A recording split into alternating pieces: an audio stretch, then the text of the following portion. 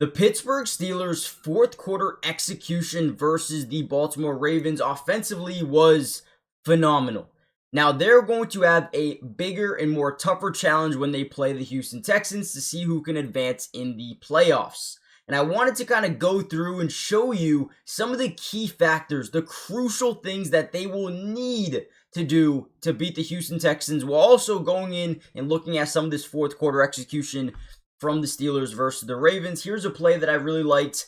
A little bit behind, not the greatest throw in the world, but a great read. We're going to get this quick seam. We're going to get a quick little stop route here, just trying to keep Marlon Humphrey bitten down. And then we're going to get like this in route over the middle versus off coverage. If this safety bites on the seam with the tight end, this becomes a yes read. Throw the ball. Throw the ball. They're giving you off coverage, right? Throw the football. Now, that is exactly what happens. He wants him to more sit in the zone and not run a slant or an in. So he throws it. It's a little bit behind, but MVS makes a great adjustment, ends up catching the football, moving the chains, but ultimately setting up a really good drive here for the Pittsburgh Steelers. Now, with that being said, I do want to get into my first crucial point, how to beat the Texans. I think you have to maintain unpredictability offensively. Now, when you look at the Texans defense, guys, they rank number 2 in the NFL in points allowed per game. But what is more evident when you look at their stats is they are also the 7th ranked run defense in football, only allow about 4 yards per carry. The Steelers versus the Ravens average about 4.2 yards per carry. I think they're going to need to establish the run, add a sense of unpredictability to their offense, and I think that will really help them win. Now, there are some other major factors that we will talk about in a second. Before we do so, make sure you guys do me a big favor. Hit the like button if you guys can. It helps out so much. And comment down below a score prediction of the Texans-Steelers game. Let's dive in.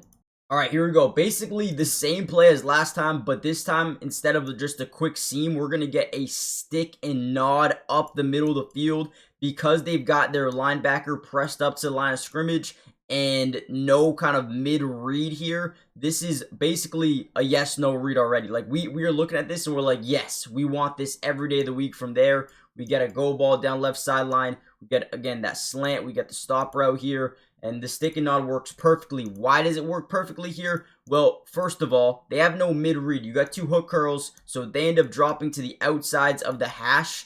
Now, and what's more important is once we get to the top of a route, we're going to turn, look for the football, and then go.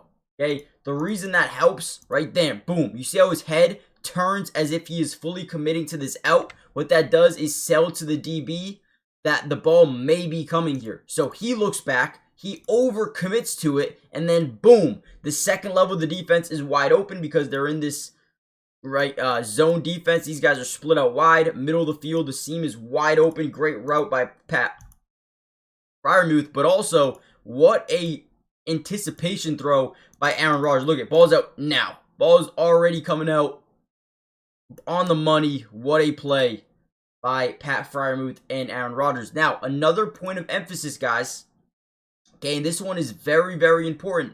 We need to get pressure on the quarterback. Right now, the Texans are ranking number 8 in the NFL when it comes to QB sack percentage allowed. We need to get some pressure on CJ Stroud. You have TJ Watt. You have Alex Highsmith. You have Keanu Benton. You have Cam Hayward.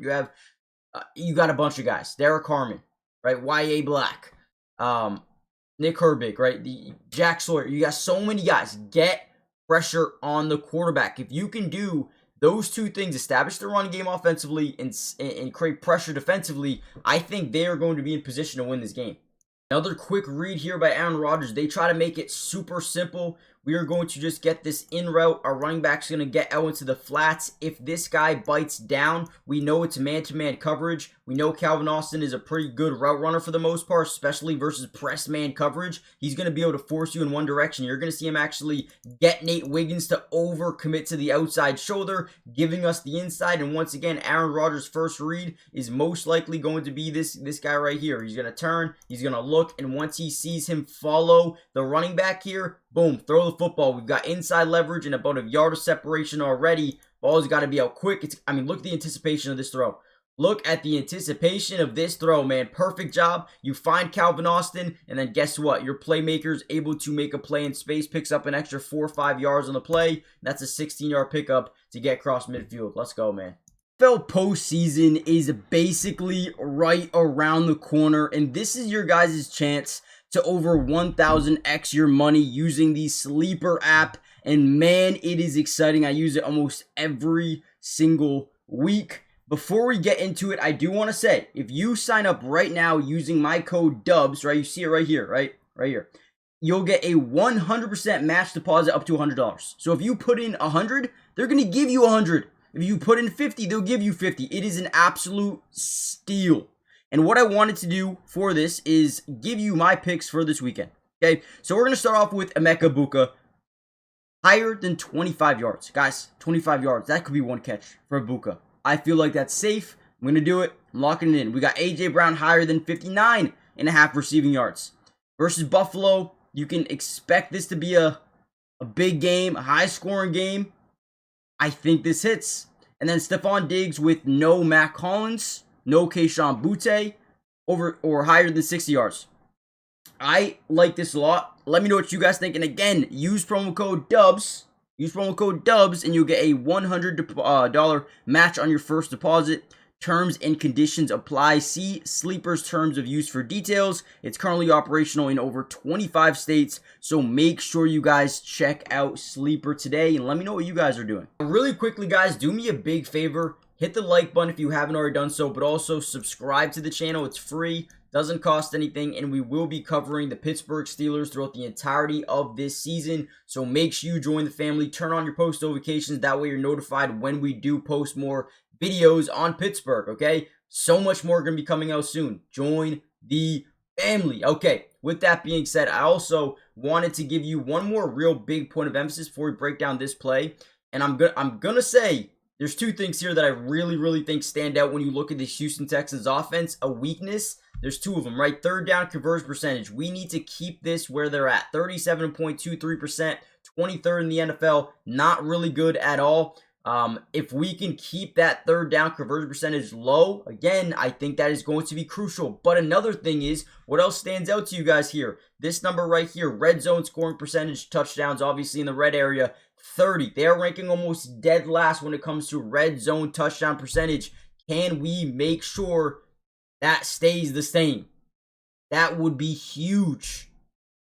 But with that being said, here's another good play here. I love the addition of Kenny Gainwell, man. He's been so good for them because of his ability after either the catch or after first contact. The dude is just a playmaker, right? Right here we get a quick little screen. First instinct is going to look to the right because we want to do whatever we can do to move all of these guys down. Yeah, they're probably going to get two backers over, but hopefully we leak a couple of guys out, have space here for Kenny Gainwell.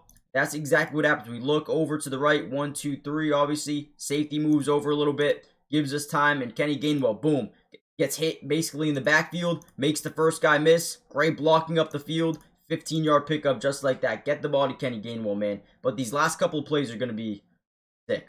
Now, the fact that DK Metcalf is back for this game is going to be huge. I wish they had Darnell Washington. But I think we all can agree that the wide receiver core of this team, especially without DK Metcalf, is just a little bit underwhelming. If they had another, weapon that they could go to, I think they would be a lot more deadly offensively. But with that being said, Calvin Austin has been huge, okay? He's been such a good player for them, especially this game. Had a couple of big catches, one we broke down earlier. But this is one right here where first thing we notice is they don't really have high safeties. They're kind of playing in a line here, and he's playing towards the middle of the field, right? Looks like it could be potential man coverage. Can't really tell off right now with the pre-snap motion. But the first thing I notice is the safeties are playing down, man. They're playing down. Okay, they're playing tight. Now, with that being said, we're going to drop back. And as long as this guy right here doesn't immediately go here, we're going to run this double move down the sideline. Calvin Austin does a great job. Face plants his defender. Ball is up early. Wide open touchdown. I mean, that's just a great route here by Calvin Austin. I love how he breaks down. You get a little bit of a head swivel there. Sell to the DB that you are stopping. And then boom. He's got the speed, the accelerators to be gone. That was ultimately, and then what happened next, right? They missed the extra point. Boswell missed the extra point, 3-point game. You had a crazy fourth down catch by Isaiah Likely to put them in field goal range that could have potentially ended the game over Jalen Ramsey. That was a great catch. And then Tyler Loop misses the kick. So what do you guys think right now about the Steelers? Do you think they're good enough to beat this Houston Texan team who is ranking about top 15 in points per game? But number 2, the second best defense in football right now. Yards per game, points per play, fourth down, third down conversion percentage. I mean, this defense is stifling, man. They really are. Even they get to the quarterback a ton. They force a lot of interceptions, a lot of turnovers. This team is scary. And when you look at the Pittsburgh Steelers, which we can do right now for you guys, they are not as good. Okay, it's clear. Top 15 offense, about the same as the Houston Texans, but their defense is a lot worse. 17th in the NFL in points allowed per game. They allow about 6 more points per game, I believe. Yards per game is nowhere close to where it needs to be. But what I will say is their red zone scoring percentage allowed is pretty damn good. Okay, so again, that was a crucial point. That's a point of emphasis right there. Need to stop them in the red zone. We also need to be able to run the football, ranking about 17th, 4.3 yards per carry. I want to see that more at like 5. If we can get that to 5, yeah, they could definitely win this game. And lastly, we're gonna need to get sack percentage. We're gonna need to get pressure on the quarterback. To me, those are the most important things for the Steelers in this game if they want to win. Let me know what you guys think.